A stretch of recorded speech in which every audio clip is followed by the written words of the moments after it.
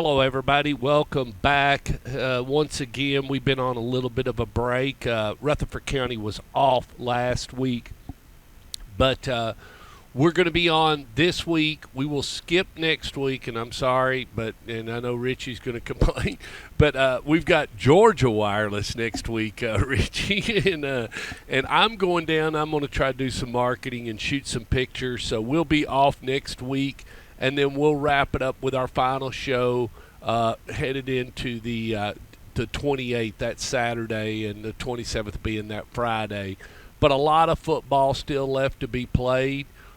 We appreciate everybody that joins us on Inside the Headset, and we're fortunate to start the show off tonight. And I've talked to all the coaches. Looks like everybody's going to be on.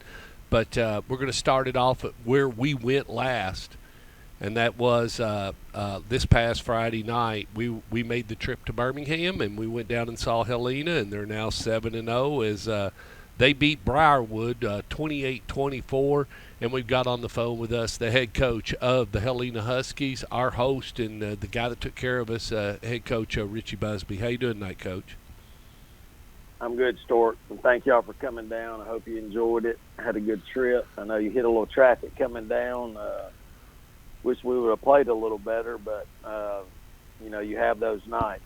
Turn the ball over 4 times. You have a punt block on the first possession of the game. You shouldn't win, but our kids found a way to win. Proud of them for that.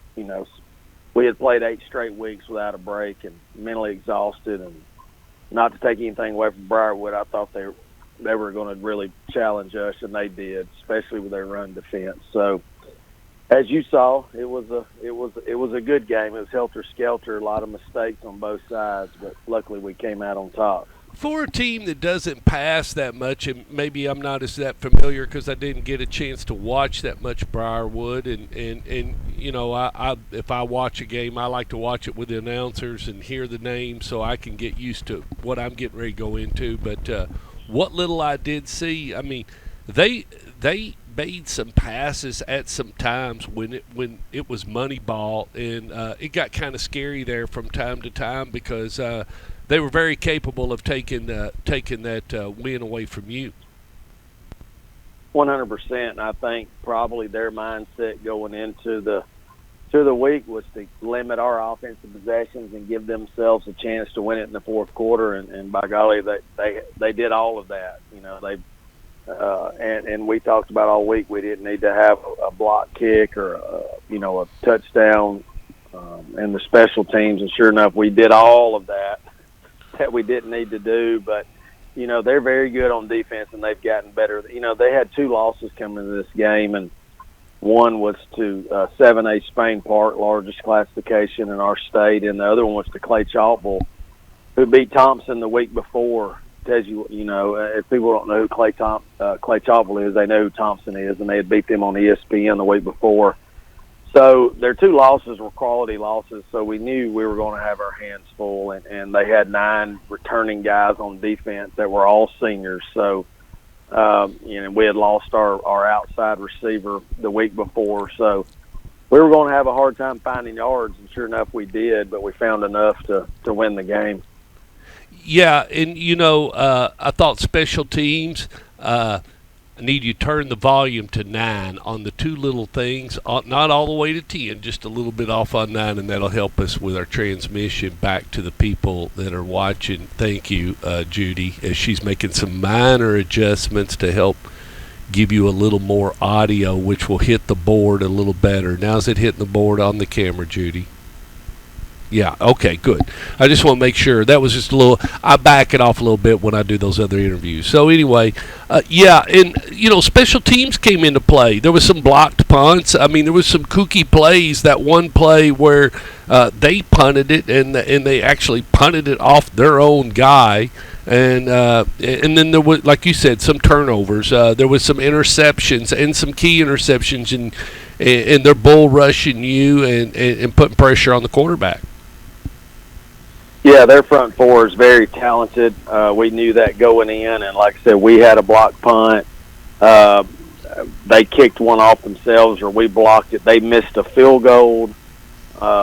Just all the things that you worry about as a coach going into the game, both of us did. And Um, it's just you're going to play those games. That's like I told our kids this week. You're going to out of 8 weeks straight, you're going to have a night you don't play your best, and you're going to have to find a way to win. And what our defense did is they had 2 red zone stops late in the game, and that's basically what won it for us. And our tailback was very good once again, had over 200 yards rushing, and a lot of that was a hard go for him. So we were basically limited throwing the ball. We tried to throw it downfield a couple times and just didn't connect, but it's just one of those nights you're trying to survive and get out of there and move on. I thought Washington did a good job. I mean, he helped you open up the football, be able to pass it. But when he gets the ball in his hands, he is a violent runner. He wants to fall forward. He wants to do those things that make you a playoff team as well as the other players. But I mean, it's such a role on him and the backup Santiago and both those guys. I mean, they've got. I mean, I don't know how deep you can go in the running back situation, but when you go deep in that running back situation and be able to run the ball and continue to pound it, I mean, it's like I was talking to Kevin Creasy today, and he says, when you got those big old linemen, man, you want to spread that field, make them run, and force them to run after you. Yeah, and Jordan did a great job all night. We had the 90-yard drive in the second half. That was a really good drive, and we come back and have to have another drive, and he's really running hard in the second half, running through tackles, and he gets gassed. And it was a mistake on my part and our staff. We had 3 timeouts. Jordan needed to come out of the game, and we put our sophomore, Dominic Santiago, in a position that's hard for a sophomore. Our junior backup is out for a couple weeks with a broke forearm, so we had to go with him. And he ran the ball well at times last Friday night, but we put him in a position, and actually the fumble where he fumbled there late in the game and gave them that last drive, one of our own players kind of ran into the back of him trying to block and knock the ball loose. So just, unfortunate oversight on our part. We should have called timeout, gave Jordan time to get his wind back, get him some water, and get him back in the game. A senior back carrying that football that's been in those situations is who we want to have in the game instead of a sophomore. But after looking at the film, it really was just a fluke deal. Guys playing hard and knocked the ball loose from our own team, and that gave them that last drive where we had to stop them there, and they missed the little wheel route over there to the short side of the field that would have won the game. So it was it was a back and forth game all night. Next up, Calera, you're off this Friday night. Are we going to Ben Russell? What are we doing, Coach? Yeah, we're off this Friday night.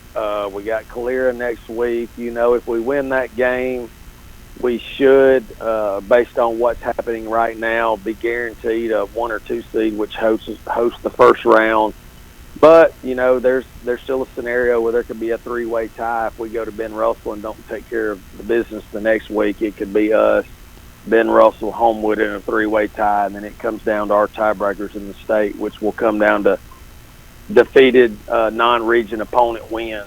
So there's still a lot to go. We need to beat Calera and put ourselves in a position, and hopefully Pelham can help us out this Friday night going to Ben Russell with a win. And you got Vestavia Hills. Let's not forget that. We keep move them up. No, we do. But you got some action there where you're gonna Vestavia Hills is gonna try to put a L on you. So you got some preparation to do in some of these games, and they may help you get there as you get ready for moving into that second half of the season.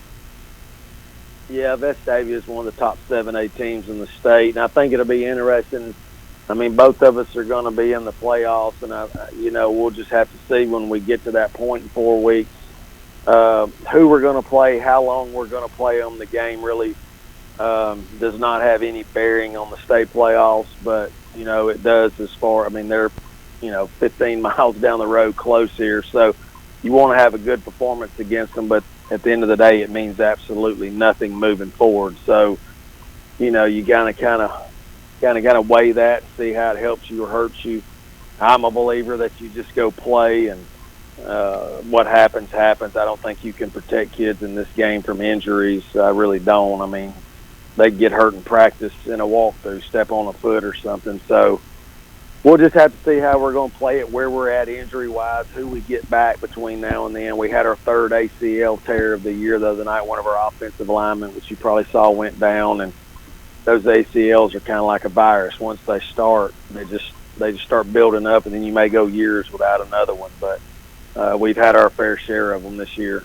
Well, I had a buddy that I went to school with, and I played a lot of high school basketball. But anyway, he broke his arm trying to jump off of a chair dunking it. So you can. Yeah, Kids, there you go. I mean, yeah, you can get hurt. Like I tell the parents, you can get hurt walking across the parking lot. But I mean, God's will. Kids get caught up in some certain things, and we put ourselves in positions at that time. I mean, we were all 16 once. So anyway, but Coach, I can't thank you enough for having us down. The mayor was good to us, and I'm going to try to get back down and visit with him. But thank you for being on Inside the Headset, and we'll visit again that last week as we head into kind of the Halloweenish 10/28, right around there. But appreciate you letting us come down and broadcast. We enjoyed ourselves, and always a good road trip for Anthony and all of us to get together and do that, and Dean Fox, the Fox that Rocks, and Sam and the whole crew. So we appreciate you, and we'll visit again in 2 weeks. Good luck. Yes, sir, and we appreciate you coming down. You're welcome anytime. Go Huskies. Go Huskies.